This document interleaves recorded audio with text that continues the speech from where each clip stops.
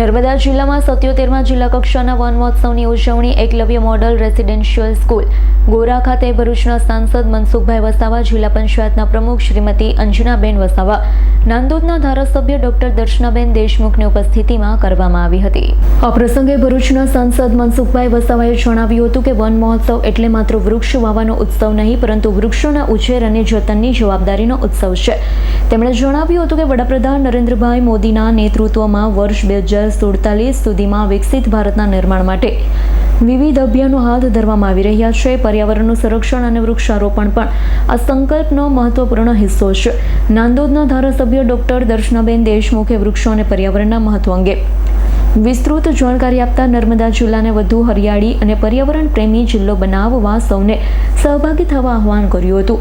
જિલ્લા કલેક્ટર ગંગા સિંધે જણાવ્યું હતું કે જિલ્લા કક્ષાના વન મહોત્સવનો મુખ્ય ઉદ્દેશ્ય લોકોમાં વૃક્ષારોપણ તથા વૃક્ષોના જતન અંગે જાગૃતિ લાવવાનો છે।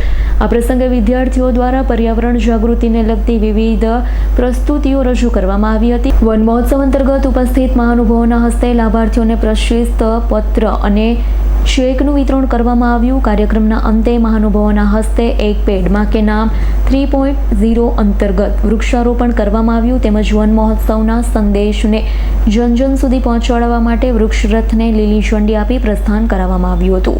દેશના પ્રધાનમંત્રી માનનીય નરેન્દ્ર મોદી સાહેબનું આહવાન છે કે માં કે નામ એક પેડ, તો એના ભાગરૂપે રાજ્ય સરકારનો આજે 77મો વન મહોત્સવ નર્મદા જિલ્લામાં ખૂબ ધામધૂમથી ઉજવાયો અને દરેકે દરેક વક્તાઓએ આજે વર્તમાન સમયની અંદર વૃક્ષનું કેટલું મહત્ત્વ છે એ બધાએ સમજાયું અને બધાએ એક સંકલ્પ પણ કર્યો કે આખા નર્મદા જિલ્લામાં જ્યાં જ્યાં સરકારી જમીન હોય, ગામતળની જમીન હોય, ખરાબાની જમીન હોય, પડતર કોઈ પણ જમીન હોય, ત્યાં એક વૃક્ષ વાવવું ને એને ધ્યાનમાં રાખીને અહીંયા કેટલાક આગેવાનોને, સરપંચોને વૃક્ષોના છોડવા પણ આપ્યા અને એક રથ આજે ગામડે ગામડે ફરવાનો છે, દરેક ગ્રામ પંચાયત પર જઈને ત્યાં વૃક્ષોનું મહત્ત્વ સમજાવશે અને અલગ અલગ વૃક્ષોના ત્યાં રોપા આપશે, જે ગામના આગેવાનોને સમજાવશે અને ગામના લોકો પણ